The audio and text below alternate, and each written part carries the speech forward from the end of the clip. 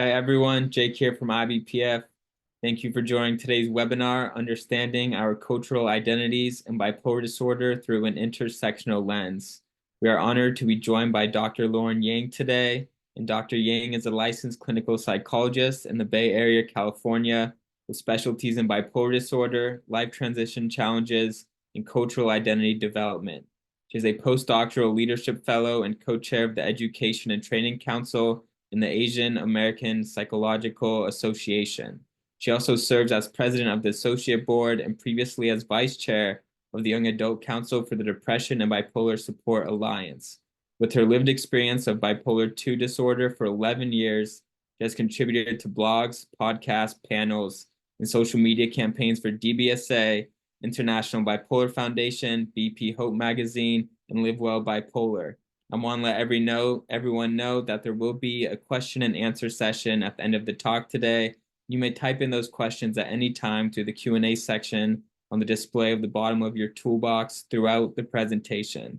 And Dr. Yang, I want to thank you so much for joining us today. Thank you so much, Jake, for that introduction. Hi, everyone. Good to be here. Excited to get into this conversation with you all about culture and its impact on bipolar disorder, how those two interact. I know that topic may be not so familiar to many. I know that this is something that even myself, I've come to just have become more salient in more recent years. And even with my 11 years of living with bipolar II disorder, it's still, something that I'm also developing my understanding around. And so just want to preface the presentation with that of I'll be going through my lived experiences. I'll be going through some research, evidence-based around how culture interacts and impacts bipolar disorder, especially for people of minority, and how it is that we can have allyship in the face of these challenges and how it is that we can break down systemic barriers. So let's go ahead and get into it. And to also help people get a further sense of who I am and how it is, the social positioning that I'm speaking from through my lens, my lived experiences. So I'm a second generation Asian American. I am Korean and Filipina. I am a married cis woman of color to my husband of over a year, but we've been together for 10 years now. So just celebrated that anniversary. And like Jake said, I've been living with bipolar II disorder since the age of 22. So I had my first hypomanic episode in the spring quarter of my fourth year in college at UCLA. So that was back in 2013. And I'll get a little bit more into what that was like, but I'm mostly going to talk about how my identities have impacted my experience of bipolar disorder. So not so much about the journey of that. I talk about that in other presentations and podcast episodes, but just to give people a sense of time frame, and that's where I'm coming from. So about cultural identities and bipolar disorder.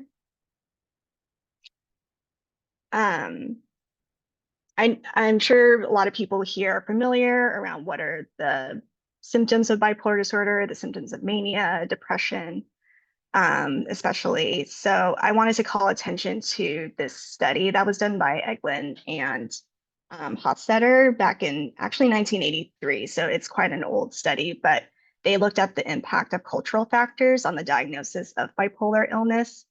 And this is by no means an exhaustive list. I'm sure there's other impact of cultural factors, but what they found in their study was that the more biologically based or physical sort of manifestations of bipolar symptoms, like the decreased need for sleep, the psychomotor agitation that can be felt during episodes, those are not so culturally influenced, which I think kind of makes sense because with bipolar disorder being, a circadian rhythm, dysregulation disorder, with it, having a biological basis like that, I think it makes sense that those would be not so influenced or sensitive to cultural outside factors. That's more of an internal process.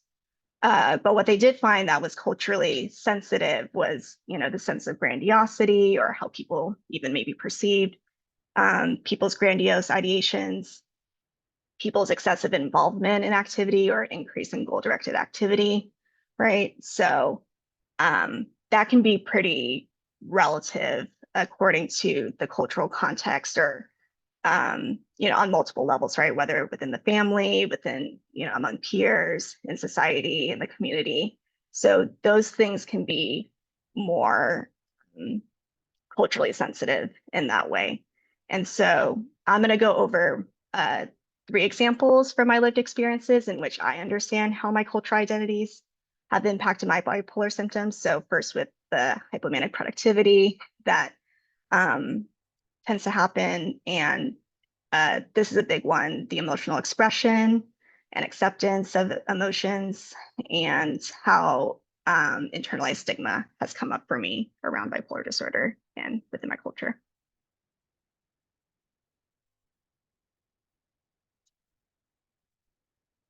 So first, taking the increase in goal-directed activity, on my end, what that looked like. So in my first hypomanic episode during that college year, I stayed up all night. I came up with over 60 ideas within that night for a self-help blog that I thought was going to change the world. I thought it was going to be revolutionary. Talked very excitedly about it with my friends, and they were, kind of taken aback. They were like, "Whoa, that's a lot of ideas," and that idea sounds great, but they were just kind of struck by how much I was coming up with. At that time, I wanted to even write and publish a book. And as each hypomanic episode has come up for me over the years, that kind of keeps reemerging as a project that I keep wanting to pursue. Um, and in more recent years at my current job, so, how it kind of showed up at the workplace was I was very active in the chats at work, virtual chats, like and team meetings and department meetings. I was wanting to come up with team building activities, things to help build morale at work, things that aren't, necessarily in and of themselves negative, right? But things that were just a little bit more out of the norm for me, or not. I wasn't, so outspoken usually at work around these kind of things, or, being very participatory in like team meetings and jumping in kind of at every comment, like feeling the need to respond to every comment. Um, and then with among friends, when, we're kind of talking about like our favorite music artists, in this case, it was Taylor Swift. I was very passionate about wanting to create a sort of quote unquote dissertation about her with friends, like wanting to do this whole like presentation with them. And, they were getting excited in the conversation around this, like we share that interest, but, that was something that kind of stood out to them of like, whoa, I, really wanted to go so far as to make another dissertation, about something that's just kind of for fun. So that's how it's shown up for me with that symptom. And so taking into account the value of merit that is emphasized in my culture as an Asian American. So in my family, I definitely grew up with my grades, my awards, my achievements being praised often, like the external, kind of markers of achievement being the focused upon, being the emphasis, right? And so over the years, like perfectionism has come out of that. My value still of like hard work ethic has emerged from that. And, when I came up with those team building activities at work, I was getting, positive reinforcement by like managers, coworkers, and even in that discussion with my friends, generally getting positive responses from people about it, even if just a little bit kind of struck by how intense I was coming off about them. But all in all, to say that, with those reinforcements, it makes it all the more difficult for me to resist the flight of ideas, the flurry of, projects that it is that I want to get involved in, that I start up. And often leave unfinished after the hypomanic episode passes. So that's something that I've observed for me is, seeing how the productivity, the activity can be positively reinforced, but then there can be, uh, at least emotionally, like definitely consequences of that for me personally. So that is one impact. And then getting into elevated mood and lability, as is classic and, again, often so known about bipolar disorder. So with emotional expression, to give further context, I was, a pretty shy person growing up. I was very conserved, reserved. I wasn't, much one to speak up or out for myself. And so during that first hypomanic episode, when I started, being really talkative, sociable with people, feeling like I was more engaging and more interesting, even like with these bunch of ideas that I was coming up with. And then being on the cusp of graduating college and, as a young adult and still forming my identity, I really believed I was becoming this new and better version of myself. Um, and so I would get, pretty angry and irritable at like my boyfriend at the time or uh, friends or roommates who would observe that, in a just observing that with me. But then I thought that they were trying to, limit this sort of emergent part of my personality that I thought I was like blossoming or, trying to come out of my shell more.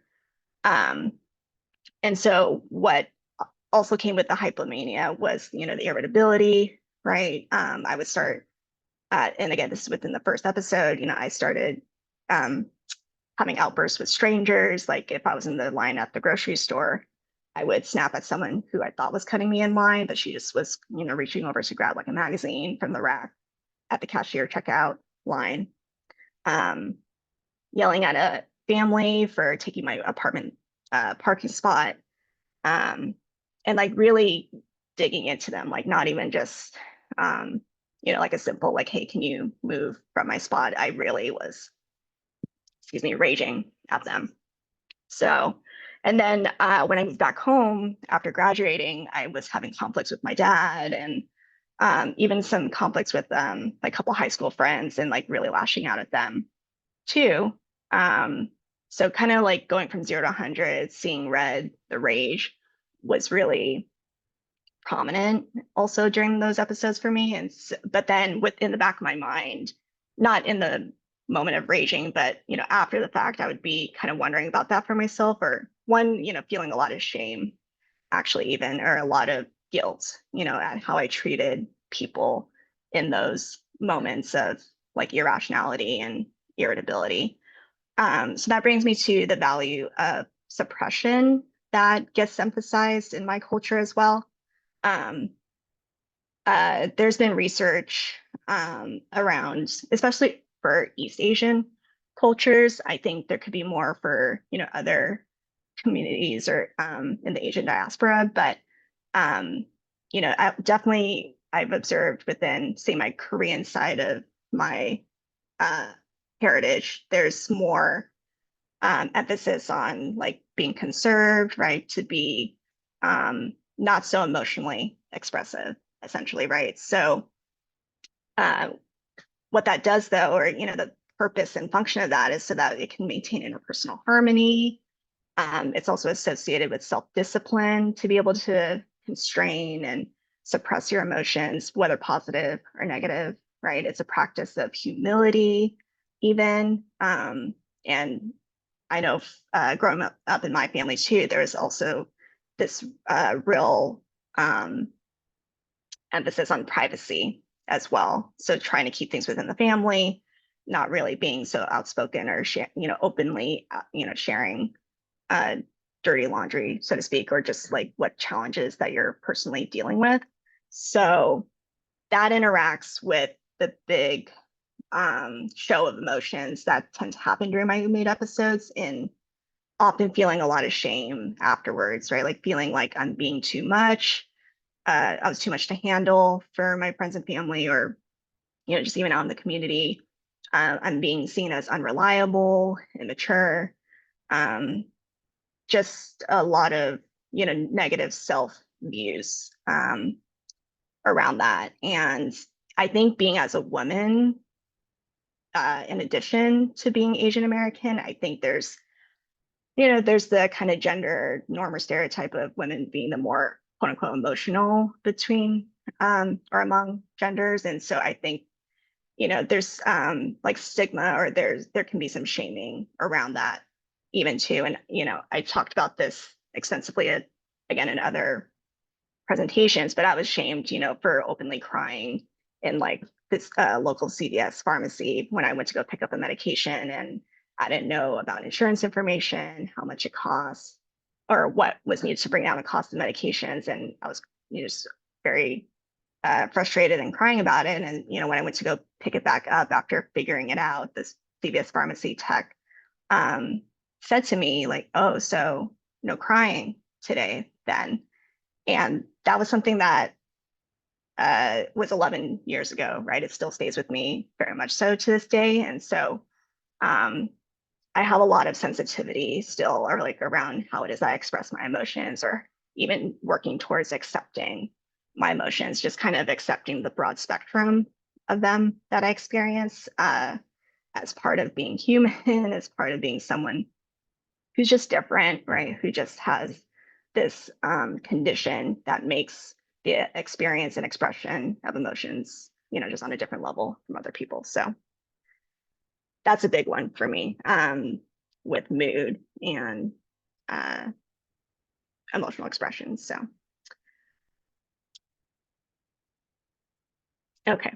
Getting into the impairment in functioning that can happen. So I just want to recognize too that with having bipolar 2 disorder, that I haven't had to be hospitalized, fortunately. Like I haven't gotten into serious legal trouble during my hypomanic episodes, other than a couple of maybe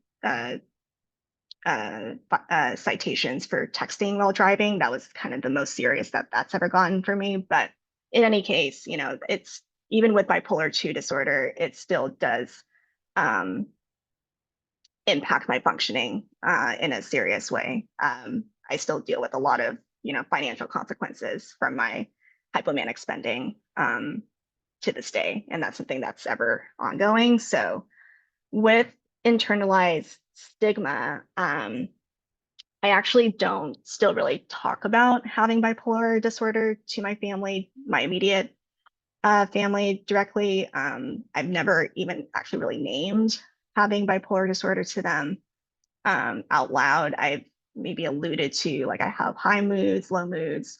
I take medications to help regulate those moods, but um, I've never really openly talked about having bipolar disorder to them, even after all these years. And so I think a lot of that has to do with that internalized stigma of feeling like, oh, I should be able to handle this on my own, or I should be responsible, I should be mature, the shoulds, all the shoulds, right? Of feeling like I have to um, handle this.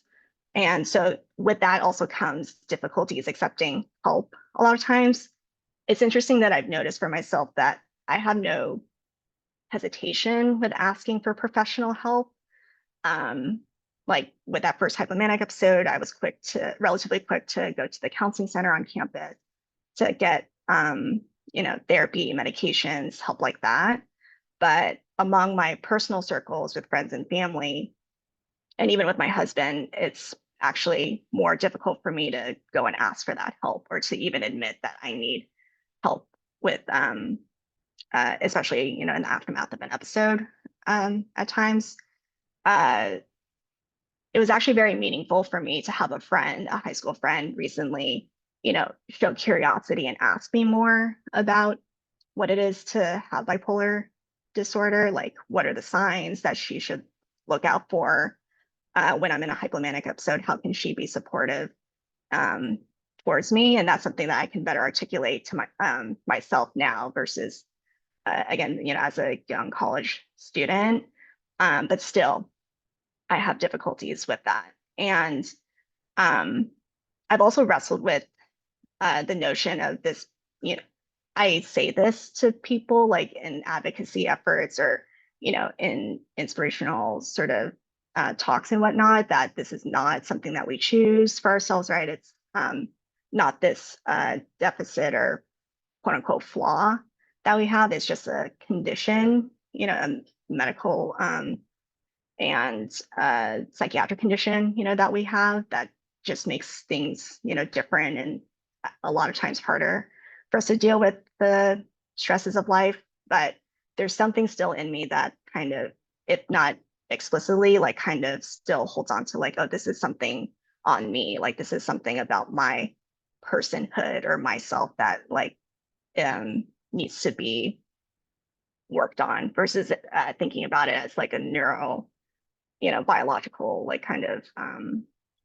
uh, dysfunction, right? So with that, I have a lot of ambivalence towards the disability status. Actually, with bipolar disorder, it's only just until recently earlier this year, that it was the first time for me to ask for medical leave as I was adjusting to medications, a change in my medications because I was rapid cycling for the first time ever this year and needing to get a tamper on that. So that was hard for me. But fortunately, I had, supportive managers and supervisors at work that, and a responsive psychiatrist who, really helped me with that. But there have been times, in the past where I've gone through like the periods of euthymia and I wondered, have I quote unquote been cured from bipolar disorder and was I just temporarily disabled, so to speak? When I kind of talk about identities of like able-bodied versus disabled, I've said, currently able-bodied, but have, had a history of disability and whatnot. But so it's just interesting that, even in the more current years, like I still kind of have a hard time identifying with that status. So those are some impacts that I've noticed. Okay. And so I'm going to kind of run through this second part here. I'm noticing the time. So challenges of bipolar disorder as a person of minority. So the first challenge, racial trauma and minority stress, right? I don't think it's a question or, it's not known so much anymore, like how it is that people of minority are affected by stigma, prejudice, discrimination, whether that be within families, by peers, across communities, right? I think that's a pretty well given fact that minority groups have to face and deal with. There's also the diathesis stress model that gets talked about, with intergenerational trauma and the genetic load of that for a lot of people who, whose families have immigrated over from their home countries into the US or, who have had to deal with war and poverty or, things back at home for them and then bringing it, and then even just the stress of acculturation, right, coming into the country here in America. So there's a genetic load of that, and then combined with the societal stressors of, again, stigma, prejudice, and discrimination, that can, really create this kind of perfect storm of vulnerability or higher risk for folks to develop bipolar disorder. And it was even found in a study on Puerto Rican youth growing up and the association of sociocultural stressors with their bipolar disorder onset. So it was suggested from this study that societal cultural stress can possibly even increase the risk of lifetime bipolar disorder onset in youth who are growing up as a minoritized group. So I think that's something really important to consider when we're talking about like systemic issues and barriers and thinking about people's experiences in the context of a system. It's not just an individual problem, right? So really trying to, I think it just stresses, it can't be overstated how important it is to be working on those systemic issues at large. Secondly, there's a higher risk of misdiagnosis for people of minorities. So it's been found that for Black Americans, there tends to be a higher rate of schizophrenia diagnoses versus, say even schizoaffective or namely bipolar disorder. So there seems to be, for some reason, a less emphasis on the affective symptoms and more focus, or even, more symptom attribution of psychosis compared to, say, white patients in one study that was found. Like among the racial ethnic minority groups, Black Americans are more likely to be diagnosed with schizophrenia. And that could be possibly because of provider bias, stereotyping. There's definitely more research that needs to be gone into that. It's also been found that there could be an underdiagnosis of milder forms of bipolar disorder in Asian and Latino patients. So in a study at a clinic in Stanford, there was found to be a higher prevalence of bipolar 1 disorder diagnoses and a lower prevalence of bipolar 2 and bipolar, not otherwise specified in Asian and Latino patients compared to white patients. So there could be something in that of like the milder forms being missed by providers, maybe being overlooked or dismissed even. And something to call attention to also is that there tends to be a somatization of mood symptoms in Asian Americans. So they're more likely to report feelings of boredom, pain, fatigue, rather than focusing on the affective parts of their experience, like sadness or depression. So when they come in, reporting those symptoms, it could be overlooked as, a mood disorder or some kind of mood problem that is being dealt with for that particular group. And then finally, there does seem to be disparities in the treatment received for people of minorities. So like I was mentioning, possibly due to provider bias and stereotyping, there may be less intensive treatments of those with bipolar disorder who are from racial ethnic minority groups. That was a study done on looking at the inadequate treatment of Black Americans with bipolar disorder. Interestingly, there seems to be lower odds of mood stabilizers being prescribed and a higher rate of antipsychotics being prescribed. In one study, compared to white patients, Hispanics were less likely to receive medications for emotional problems, and more likely to maybe be prescribed an antipsychotic, for example, or even, not even just an antipsychotic, but they just get less mood stabilizers or, less attention to their emotional problems being given psychiatrically. And there seems to be fewer medications prescribed in general. So in the seminal STEP BD study, it was also looked at and found that African American and Hispanic patients were reporting to have fewer psychiatric medications prescribed in general compared to white patients. So there's something to be looked at with that too, of like why are people of racial ethnic minorities receiving less intensive treatments in the psychiatric sense, right? Like in the medication realm. So I think that's really important to keep in mind. And then finally getting to the last bit here on allyship and systemic barriers. So how can we show allyship in the face of racial trauma and minority stress? One thing I think that's really important is to humanize not just us with bipolar disorder, but anyone really with mental health challenges, right? As all encompassing as the symptoms can feel like for us, as much management of the symptoms there has to be in a greater part of our lives. Bipolar disorder is just one part of us, it's not the entirety of us.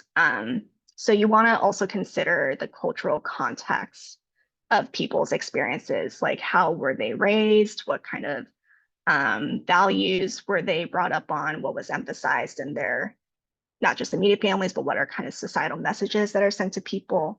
Again, say like around gender roles or gender norms and expectations, not just for racial, ethnic identities.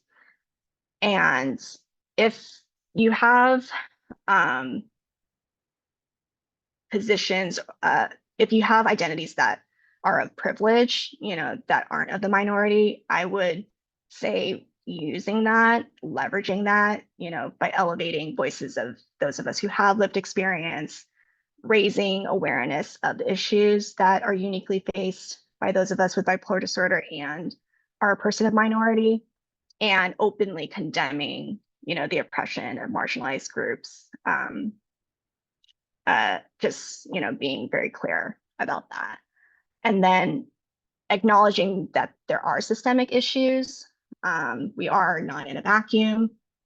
We are in a system that can work very much against us because of our minority status. So recognizing that bipolar disorder and other mental health challenges are impacted by systems, and it's not just an individual problem that the individual just needs to, take care of themselves and focus on.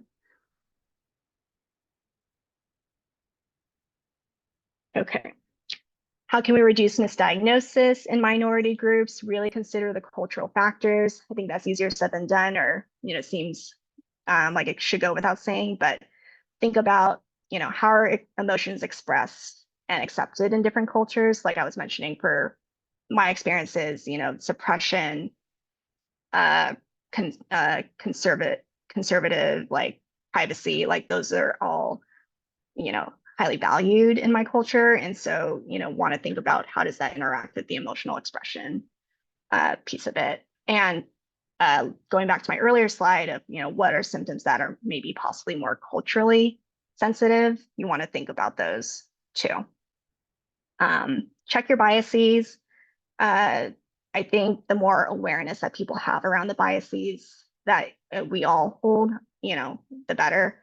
So symptom attribution can be culturally specific. We want to maybe challenge why it is that psychosis is more likely to be diagnosed with Black Americans. Are they expressing symptoms that, are just being commonly perceived as psychosis, but maybe the affective symptoms could be better looked at. And then avoid reinforcing stereotypes. So say, for example, with Hispanic and Latinx patients, considering they can have mood disorders beyond quote unquote just emotional problems, like them just being, kind of an emotional population. Asian patients could have more than just pain and fatigue going on, even if that's just what they're reporting. So that's something to be considering as well. And then finally, addressing treatment disparities. So education is something I definitely stress, providing to patients, families, and providers. So say, we could be providing workshops, seminars, trainings, directly to on multiple levels in the phases of treatment and care too, so that we can help patients feel empowered with self-knowledge, be able to recognize what are their symptoms, what are their red flags, their risk factors, helping combat stigma within families, among peers in the community, and helping providers provide more individualized and culturally sensitive care. And then how can we focus on community-based care? I think there can be more integration of behavioral health into the centers, of community that are so, highly valued, like schools, senior centers, faith-based organizations. So how can providers partner with these community centers more in order to, like I said, provide more education or be able to help equip people with more knowledge around how can they help recognize these symptoms for themselves, but then also how can they support others with bipolar and mood disorders.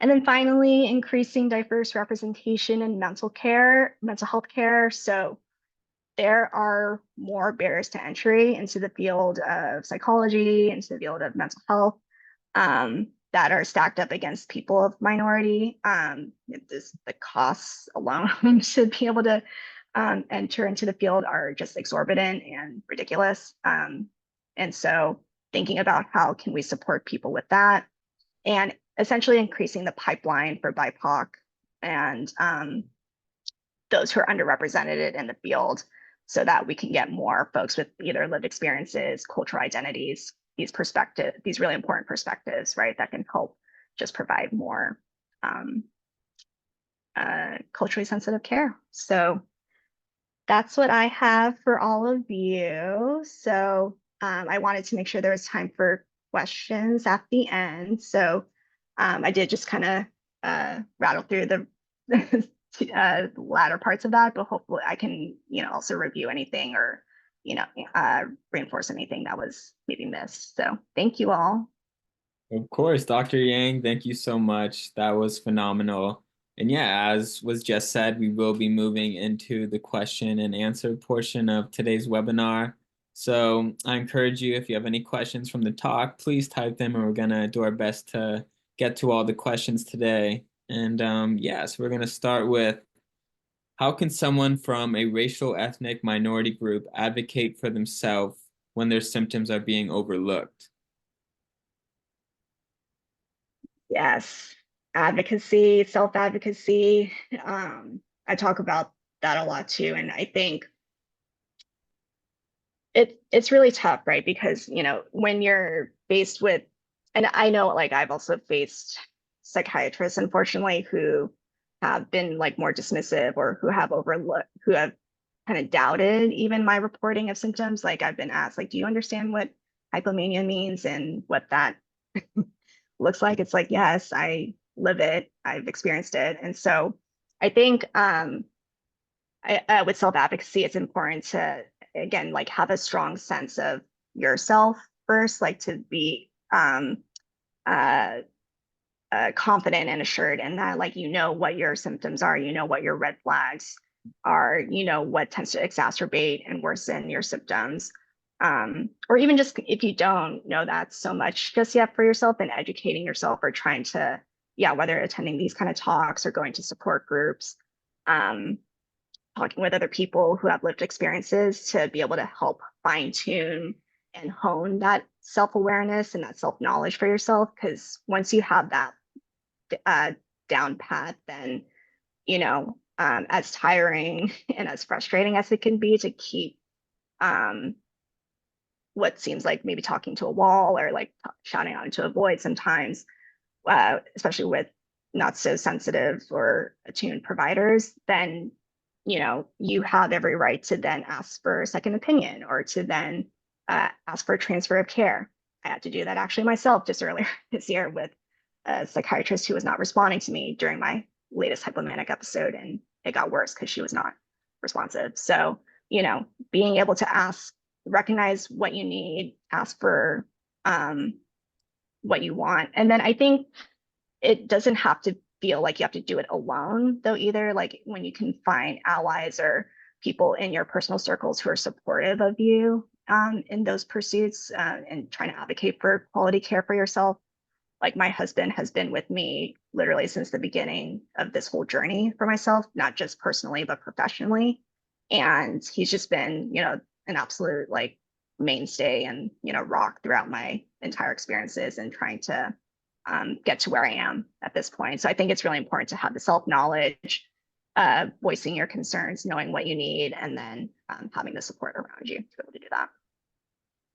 That's great. And this next one isn't a question, but Dr. Yang, I want to let you know that someone said that they just want to say this was an amazing presentation. So I wanted to tell you that. Thank But you.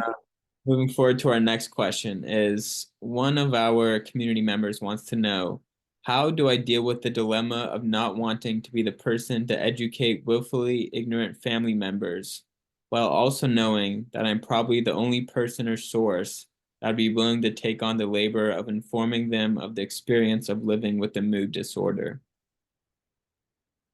Yeah, that's really tough too. And like I said, I still have my own difficulties with actually talking about this with my own family.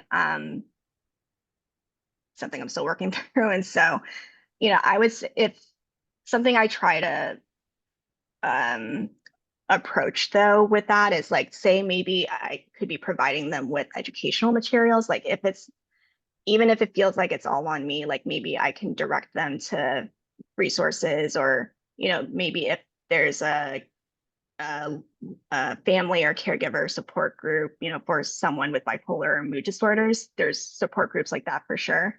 And having them, learn from others who um, also are trying to support people with mood disorders, can be a way to maybe divide that labor up a bit, to maybe delegate some of that to others in the community who can maybe help educate them, and yeah, not having it have to feel all on you to have to do. And I think just unfortunately there is going to have to be just some extra labor on our part as the one who is living with a disorder, like only we can speak to and articulate and share with people like what it is that we do need help with, how does support look like, what is helpful and not helpful. So that is extra work, but I think the payoff will hopefully be worth it, as you share that more with family and friends. Yeah. And so our next question is, what has helped you realize that bipolar disorder is just one part of you and not your whole identity? Ooh, another good question.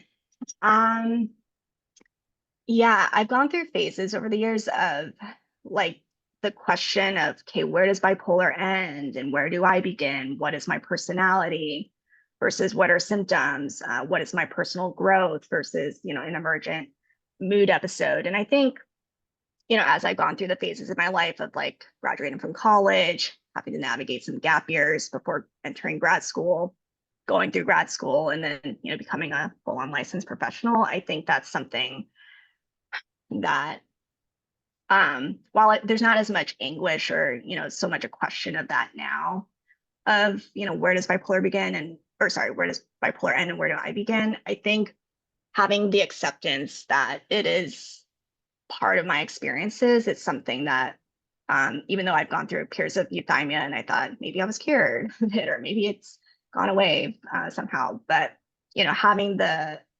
acceptance, the self-compassion of, this is something that I have to write out and, know how to live side by side with day in, day out, be more mindful about my moods and what can affect that. So I think, and also again, like the power and importance of community too, right? I think listening to others with their lived experiences out there, joining support groups, to be able to hear from other people's perspectives, how it is they've reckoned with, or how it is that they have integrated bipolar disorder into their life, how they practice wellness with bipolar disorder being part of their experiences. I think it's a combination of those things and a lot of therapy too. I'm still, I'll be frank about that. Like I still go see a therapist and I still am in therapy and talk through a lot of these questions for myself. So I would say those things have been helpful for me. Yeah. So our next question is in terms of allyship, and that is when checking in with someone's mental health, how can they specifically ask about how your ethnicity is impacting your mental health, opposed to just a generalized check-in? Hmm. I'm thinking this is from the perspective of a provider, maybe like how can the provider about that in a sensitive way, or I how believe can the this person one is, disclose that? yeah, I believe this one is from a friend of someone who has bipolar disorder, and they want to be Oh, there for them and making sure that, all facets of their mental health is being checked in on. They want to check in on that certain aspect. yeah, okay, yeah, another great question. So I think something to first gauge with the person is the saliency of their identity, their cultural identities to themselves. If you were to ask me, back in college, like, how does being an Asian American impact your day-to-day experiences outside of bipolar disorder? Like before it even came into my life, like I would not have been able to articulate or be able to explain, like, yeah, how does being Asian American impact my lived experiences. And so first kind of being able to with curiosity, openness, and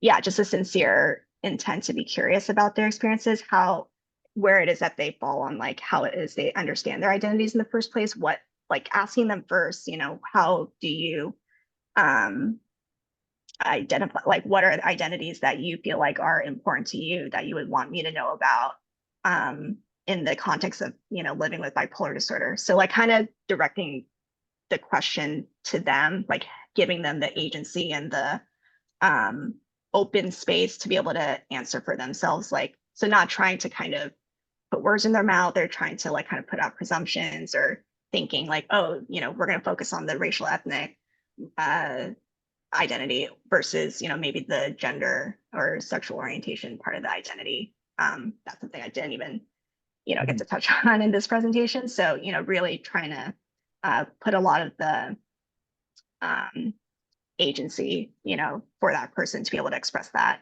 for themselves. And helping them, to if they're still not really quite there and being able to articulate that themselves, then helping them to be curious about that for themselves too, whether that be through talking with um, a therapist or others in their community or in a support group. Again, like I said, but as a friend of someone with bipolar disorder, I think just showing the sincere intent to be, um, want to be helpful, I'm assuming, right? That's coming from a place of that, like just care and concern and, wanting to be attentive. So even just kind of being plain and expressing that, like, hey, like prefacing the question, like, I really want to be supportive towards you and help you in however way I can and be sensitive to all aspects of your experience. So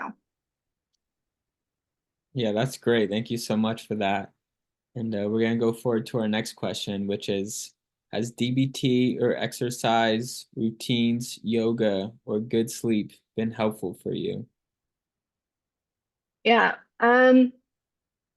DBT not so explicitly in my own therapy sessions. I do a lot of processing with her and a lot of insight building, but um, yeah, I mean, I think in terms, so I didn't talk about this in this presentation, but I'm sure others have, and others about interpersonal and social rhythm therapy, right? So if not, you know, the exact modules of DBT, like there are components of it, like with the emotion regulation piece, the trying to establish regularity, routine, consistency, in your day-to-day life. I think that has been essential for me to yeah, try and fall into like that rhythm, so to speak, so that that can entrain my own, internal circadian rhythm and systems to feel more regulated itself too. I think exercise and yoga were the other ones mentioned. Yes, exercise and yoga. Yeah, so I'll be really honest, exercise has been something that's like I've fallen on and off the horse with over the years, and not just in the context of mental health, but just, as a personal goal of mine that I keep wanting to get back on top of. Like I was a high school athlete back in the day. Like I was a swimmer and a cross country runner. And it's been an ongoing struggle to try and get back to, if not the same level of activity and like, um, intensity at which I was approaching exercise with, like to at least reintroduce it back into my life as a, I do consider it a really important aspect of wellness as well, because as we know, our mental health is tied to our physical health as well. Like I do notice in as I've started to take an exercise class more regularly, like I do feel, the rush of endorphins, and like I do feel more um, satisfied and content with myself that I did bring myself to go, and get that exercise for myself. Um, and and so related to that, like yoga has also been something I've kind of done on and off over the years. I do want to get back into it. It just hasn't been uh, um, hasn't been done yet. So that's an maybe a 2025 goal also for me that I'll continue working on. Yeah, that's amazing. And So this one's more of a personal question, but is writing a book something that you envision yourself doing when you're not in a hypomanic phase? Yeah.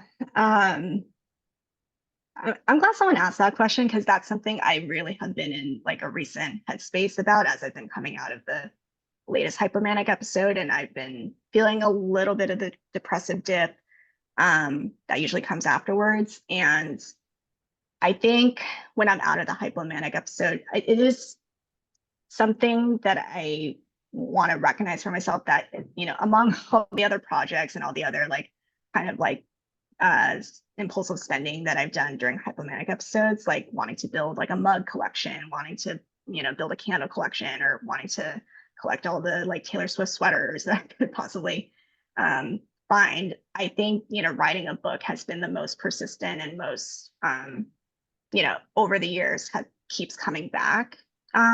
Even if just during my hypomanic episodes. So it is something I envision wanting to do for myself. I think it's just outside of the episode, I'm going to have to be more dedicated and disciplined about how I want to go about doing that. I have admittedly written a chapter and a half or so of a possible memoir, but yeah, without the energy and the activation and the drive that I admittedly like still find alluring about hypomania, I don't want to rely on that though, right? Or like obviously try and trigger another hypomanic episode in order to be able to access that for myself. So um yeah, in so few words, yes, I do envision myself doing that. It'll just take some work. Yeah, well, that's exciting. And yeah, so that's gonna be all the time that we have today. Dr. Yang, I do want to let you know that we have two more, I guess you could say, comments here in the question box, just thanking you for, sharing your valuable insights and knowledge with our audience. And just very excited that you were able to come and talk with us today. And IBPF is very honored to have you as a speaker. Just all the time that you've put into this presentation and the years of knowledge, and you're just sharing openly to help others know that they're not alone is very deeply appreciated. And we want to let you know just how sincere our gratitude is towards you taking this time to present with us today. And I'd also like to let everyone know that this webinar will be uploaded to ibpf.org under our educational videos tab, as well as our YouTube channel, International Bipolar Foundation. And we always love to hear feedback, so please email us at info@ibpf.org. And Dr. Yang, do you have any closing comments you'd like to leave our community with? Just, keep raising awareness, keep voicing out, your lived experiences. Just keep at it as tough and challenging, and again, as all-encompassing as the disorder can feel. So speaking to people who are living with bipolar disorder, I just hopefully my stories and my experiences can serve as some inspiration or hope that, you don't have to let the diagnosis limit or define you in any way. So, yeah. Well, that's great. And Dr. Yang, thank you so much again. And everyone, have an amazing day. Thank you for attending today's webinar. Thank you so much, everyone. Take care.